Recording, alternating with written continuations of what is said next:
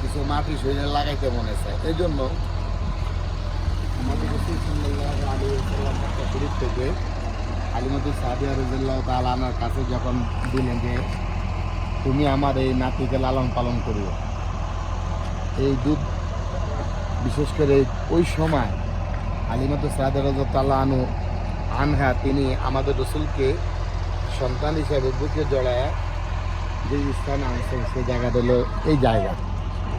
আমাদের রাসূল সাল্লাল্লাহু আলাইহি ওয়াসাল্লাম এখানে থাকতেন। ওই যে মানুষ আমি এখানে দেখাবো, একটু সব কথাগুলি একটু বলে দিতেছি।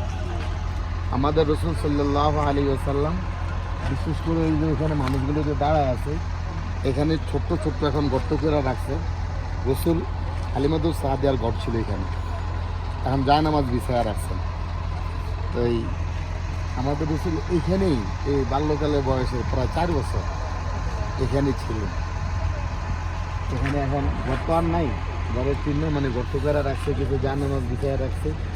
আমরা এখানে এখানেও যাব। আর পাশাপাশি আমাদের রাসূল সাল্লাল্লাহু আলাইহি সাল্লাম যে কূপ থেকে পানি উঠাইতেন, কূপের কাছে যেতেন, ওটাও পাশে আছে।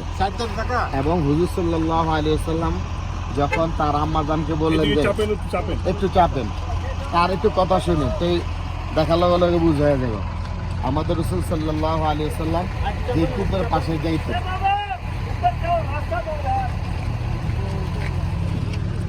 আচ্ছা আমরা তো দিকে আছি, যে কূপের পাশে যাইতেন, এমনকি ছোটো বাচ্চা হিসাবে অনেক সময় পানি নিয়ে খেলতেন, যে কূপ এটাই এখানে। আর হুজুর সাল্লাল্লাহু আলাইহি সাল্লাম আর আম্মাকে বললো যে মা, আমার ভাই আব্দুল্লাহ কোথায় যায়? তো তোমার ভাই আব্দুল্লাহ তো এরকম বকরি চড়াইতে যায়, তোমার আমিও যাই, আমাকে একটু সুযোগ দেন, আমি যাই। কিন্তু দিতেন না। নিজের পেটের সন্তানের চেয়ে মুহাম্মদ সাল্লাল্লাহু আলাইহি সাল্লামকে হালিমাতুস সাদিয়া রাদিয়াল্লাহু তাআলা আনহা বেশি ভালোবাসতেন। হঠাৎ অনুমতি দিছে আব্দুল্লাহর সাথে মোহাম্মদকে যে ঠিক আছে তুমি তুই যখন বলতেছ তবে যাও, আব্দুল্লাহ হাতে ধরে রেখো। আব্দুল্লাহ যখন এইভাবে ছোট বয়সে, একবারে ছোট্ট বয়সে যখন এই বকরি চড়াইতে যাইতেন, যেখানে আমাদের রাসূল এখানে আসছেন, আর এখানে হযরত জিবরাইল আসছেন। জিবরাইল আইসা আমাদের রাসূলকে এভাবে সহায় দিলেন, সহায় এরকম সিনা মুবারক শরীফকে এরকম আনলেন, শরীরের ভিতর থেকে কিছু রক্ত যেগুলো দর্শনীয় এগুলো বের করে একবারে সব পরিষ্কার করে জান্নাতি পানি দিয়া একবারে পরিষ্কারভাবে ধুইয়া এরপরে জান্নাতি নূর এর ভিতরে ফিট করে আবার বসায়া দিল। আর আব্দুল্লাহ দৌড়ায় হাঁপাইতে কাঁদতে আমার কাছে আসলো যে মা, আমার ভাই মোহাম্মদের এই ঘটনা। হালিমাতুস সাদিয়া এবং তার স্বামী আরও দৌড়ায় আসলেন, হ্যাঁ কী হইল? অমকের সন্তান আমি যদি আমার হাতে শেষ হয়ে যায় আমি কী জবাব দিন?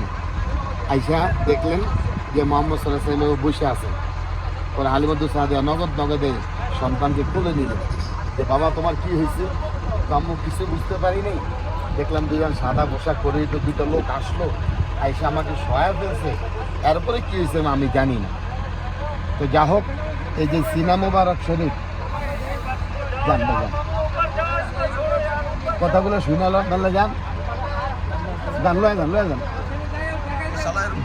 দেখাবো একটু ঘটনাগুলো বইলালো। রাদিয়াল্লাহু তাআলা আনহা তিনি মোহাম্মদকে কোলে নিয়ে বাসায় আসলেন। আসার পরে বিশেষ করে যে জান্নাওয়ালা কিছু লোক সব দেশে থাকে, সব জায়গায় আছে, যা হোক পরে শিক্ষিত যে পাদ্রী ছিল ওনার কাছে নিয়ে গেছেন, যে এরকম কিছু ভবিষ্যৎ বলতে পারতো, আবার স্বপ্নের কথা বলতে পারতো, শিক্ষিত যে। যখন নিয়ে গেলেন আলোক বললেন, ওর চেয়ার থেকে উঠা মোহাম্মদকে কোলে নিয়ে জোরে জোরে আওয়াজ করতে লাগলেন, জোরে হালিমা সাদিয়া তার থেকে টাইনা নিয়ে আসলেন এবং কিছুদিন পর আবার তাকে মক্কা শরীফ নিয়ে গেলেন যে আপনার সন্তানকে নিয়ে নেন। এই ঘটনা তো এই যা কিছু হয়েছে এই জায়গার মধ্যে হয়েছে। এখন আপনারা আমার সাথে আসেন, এগুলা আপনাদেরকে মোটামুটি বলে দিবেন।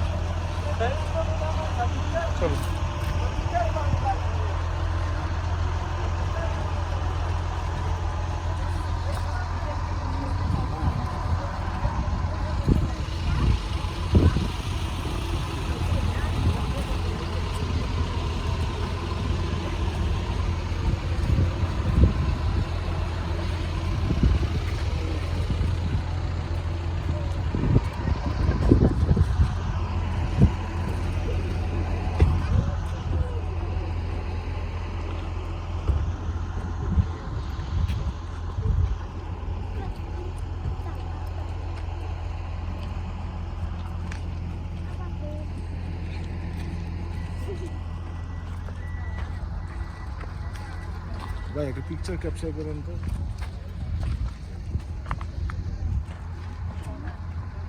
সবাই আসছেন, এসেন।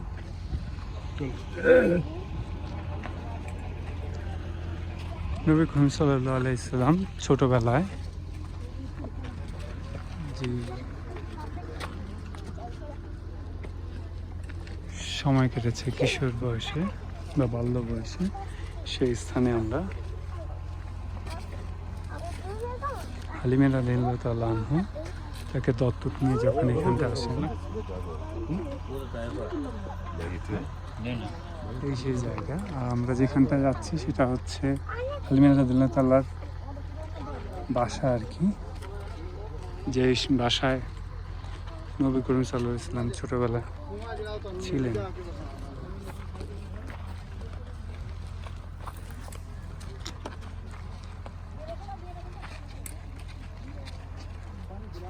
এই সেই বাড়ি।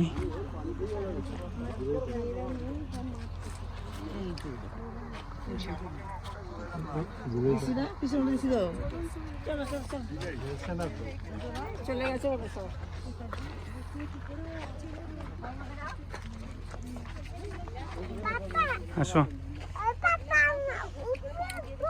হ্যাঁ,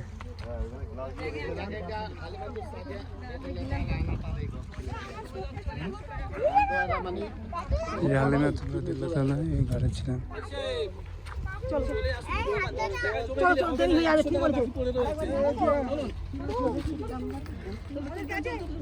দাঁড়া, একটা গিলাস দিচ্ছি, গিলাসে পানি দিয়ে দিই।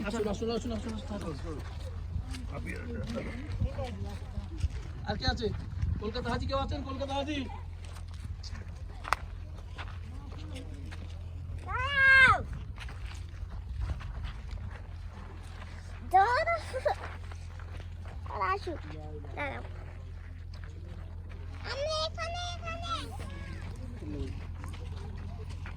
ভাই ওই বাসা না,